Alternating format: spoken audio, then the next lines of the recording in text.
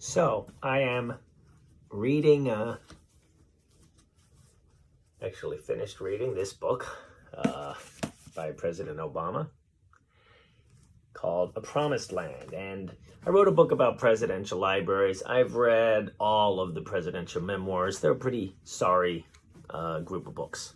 So this book, whether you like Obama or don't like Obama, this book is simply much better than just about all of the books I've ever read that were presidential memoirs. Everyone always brings up Grant's book. Well, Grant's book is not a presidential memoir. Grant's book is about the Civil War. Other book I love is Hoover's, Herbert Hoover. It's 5 volumes, but the first volume is really very good. Reagan's, I'm not sure who wrote it, but it's actually better than you would think. I love the beginning of George W. Bush's book because he begins it very bravely, I thought, by talking about what a drunk he was as a young man. And he tells this great story about he goes to this Willie Nelson concert, and it's in a dry county. And he gets to the Willie Nelson concert, and he's got all these long neck beers like tied into his jacket, his coat. It's the wintertime. He's got these long neck beers like so that they can drink, him and his friends.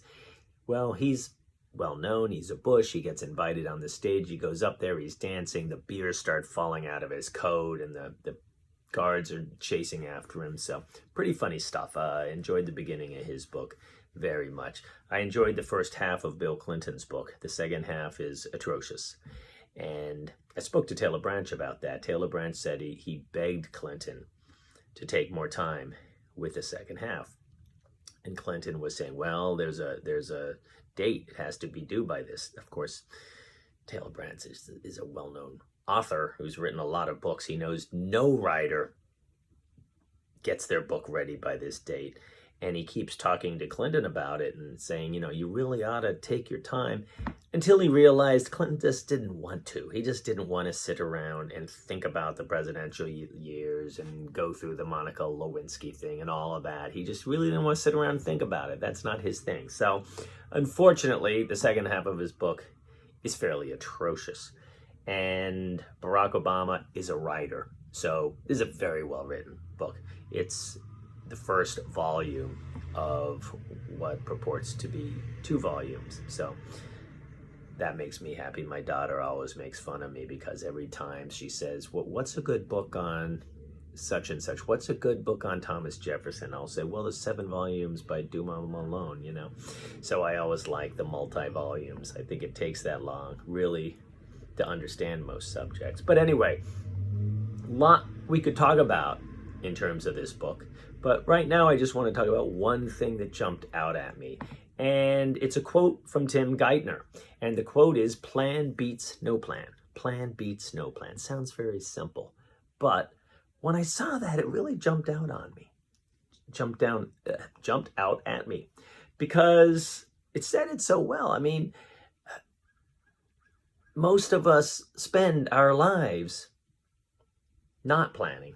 And that's why we don't get anywhere. Right? Most of us spend our lives thinking about how we'd like changes to be made, but never really making a plan to do it. And by saying plan beats no plan, you're not just saying what's obvious, which is that a good plan beats no plan, but you're also saying that a bad plan beats no plan. Well, how can that be, David? Well, I'll tell you, Chip. The way that can be is that if you go forward in a bad plan and it doesn't work, that doesn't work. Beyond that, you're going to learn a lot about what might work as you go through that plan. I can guarantee that. And I'm going through Ron Chernow's book on Grant. I'm listening to that on Audible. And he talks about the Petersburg campaign, and he talks about what's really the worst battle in a lot of ways for Grant, trying to send people under this tunnel and trying to get this attack that's going to get Richmond, that's going to win the war. And it's a horrible thing. Saddest affair of the war, Grant said. Didn't work. 4,000 people died. But Grant doesn't turn around and run away, and he doesn't lick his wounds, and he doesn't cry. He does cry. But what he does is he figures out what will work. Now, he'd love this all to end on a big colossal attack like he planned at Petersburg, but it's not going to end that way. And what he realizes is what I have to do is do a series of feints, and I just need to look at this like almost like a chessboard when the person has the king there, and you've got to move this, and he moves back, and you move this, and he moves back. So Grant is going to keep doing that. It's not as exciting as a big battle to end the war, but he's going to take his time, and he's going to basically starve both the army and the population to the point that at Appomattox they're willing to give up. And that's the goal.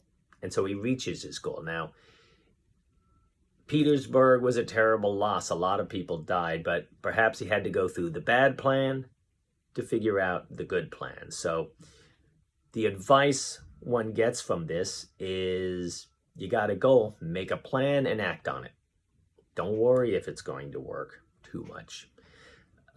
Don't worry if it's perfect. Make a plan and act on it. And if it doesn't work, then you're going to know what doesn't work, and you're going to have a much better idea about what does work. Right, Chip? Chip agrees.